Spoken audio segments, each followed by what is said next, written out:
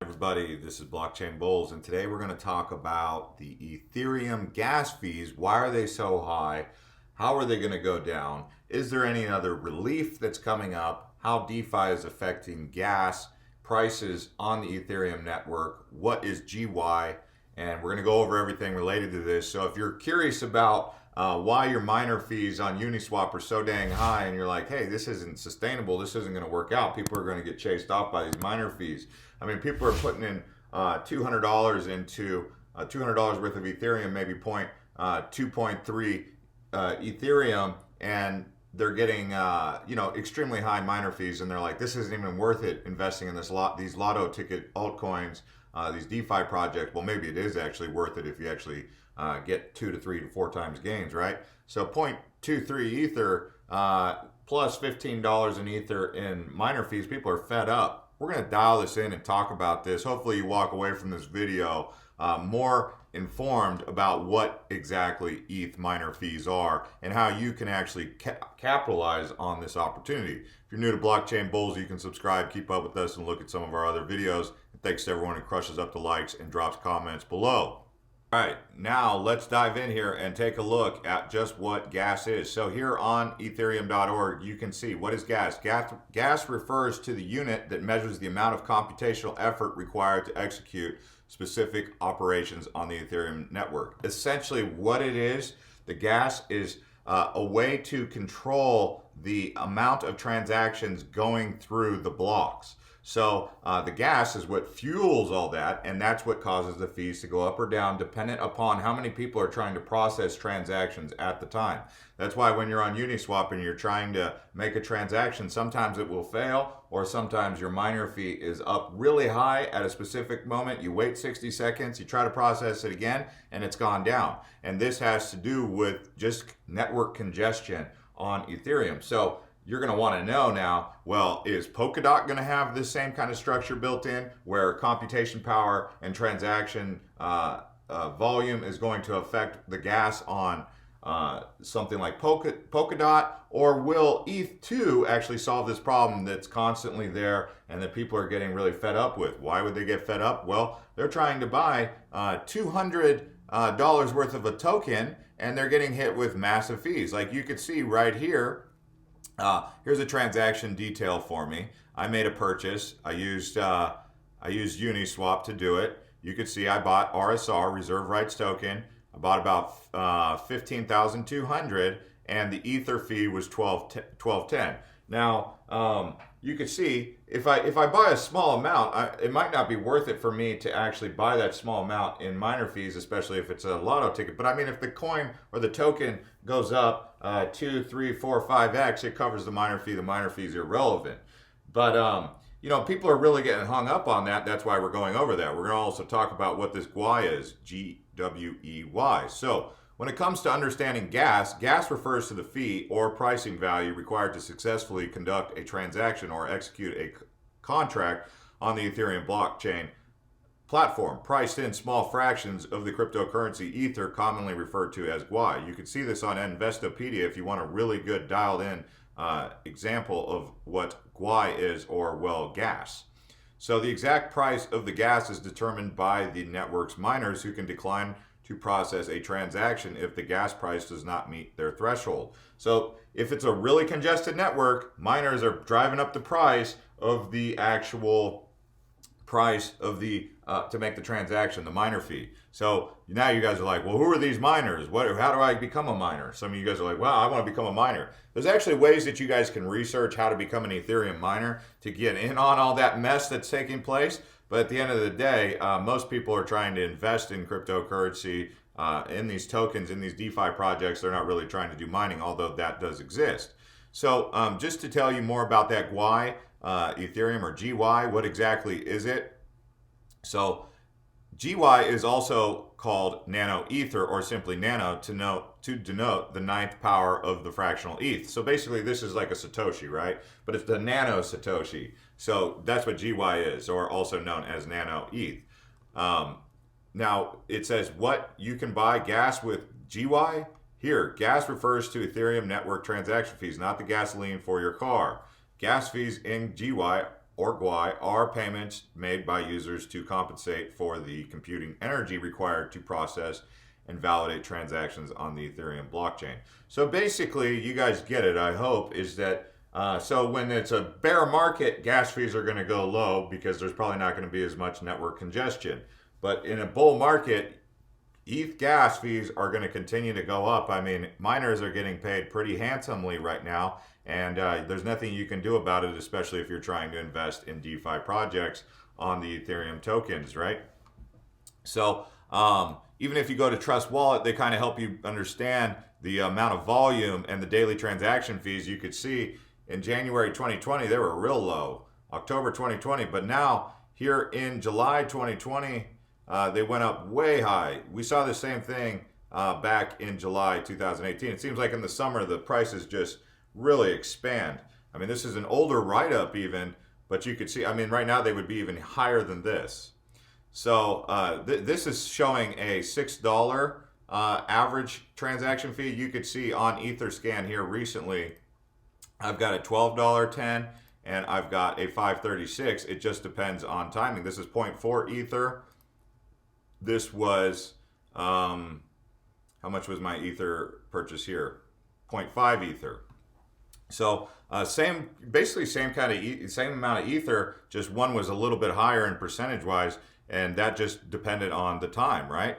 So now, where can you guys do these mining pools? Because there is multiple different ways to do it, but Binance launches Ethereum mining pool with 0.5% fees. Thanks to Cointelegraph for talking about this. If you guys are looking for this article, you guys can get a more deep dive explanation on that. So here on Stack Exchange, what are Ethereum miners really solving? That's what people want to know. What are you really solving? Well, it's the block timing, right? It's the congestion. So if you and I make a transaction using Bitcoin, either or basically any other blockchain technology, the transaction is verified by solving a rather difficult math problem. So that's what they're using the computation of the computer power for, right? And that's an answer that you can get right here on ethereum.stackexchange.com. This is actually fairly old. I mean, this is not a problem that just started here recently. I mean, if you guys used Ether Wallet back in the day, you would have known about the Ether gas fees way back then. This is not new. Now, let's talk about how Polkadot considers gas and if this is going to be a issue here moving forward. So several resources in blockchain network are limited. For example, storage and computation. Transaction fees prevent individual users from consuming too many resources. So this is why it's here. It's like there's only so much computation and not everyone can jam through. It's kind of like a line, right? Not everyone could just, stampede right on through the network because there's got to be order to it, right? And that's what they're basically saying. So it's like first come, first serve. So it's like stand in line, right? It's kind of like when you place a market order versus a limit order on the exchange. Polkadot uses a weight-based fee model as opposed to a gas metering model. So did you hear that? Let me read that one more time. Polkadot uses a weight-based fee model as opposed to a gas metering model.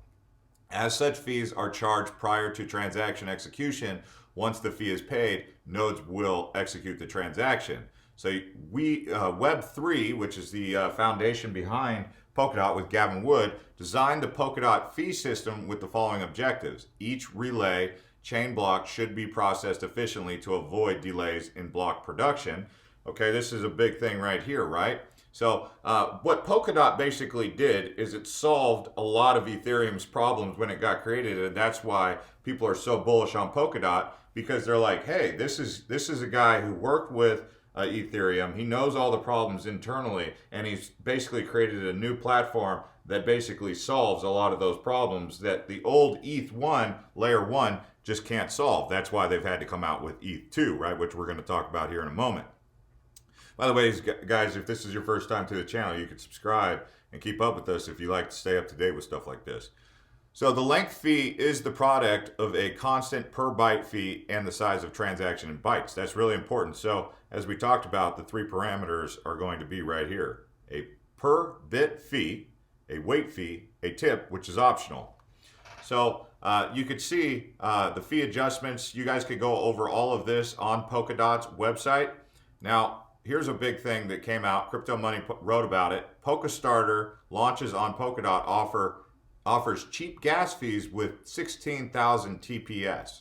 So amid the increasing gas fee in the crypto industry, Polkastarter DEX protocol is launching on Polkadot to offer cheap gas fees. This is why you hear this big buzz about Polkastarter now, because Polkastarter is helping with this. Obviously on Ethereum you have Euler coming out, which is going to also help with that. But this is why these projects related to solving the transaction fee problem are big. And then you also have the elephant in the room. blog.makerdao.com wrote about this, how Ethereum 2.0 will address gas issues and enable DAI and DeFi to scale.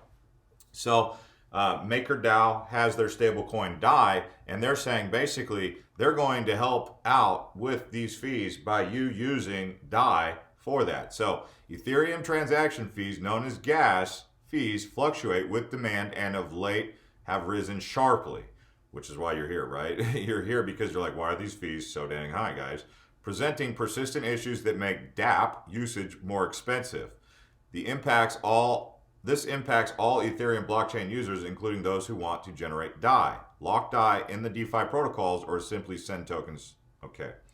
But a solution is on the way. Ethereum 2.0, also known as ETH2, is an ambitious series of network upgrades that will ultimately address the persistent gas fee issues and other concerns. So ETH2 is saying they're going to be solving these miner fees. So this will be good news for us. It just won't be happening as quick as we'd like.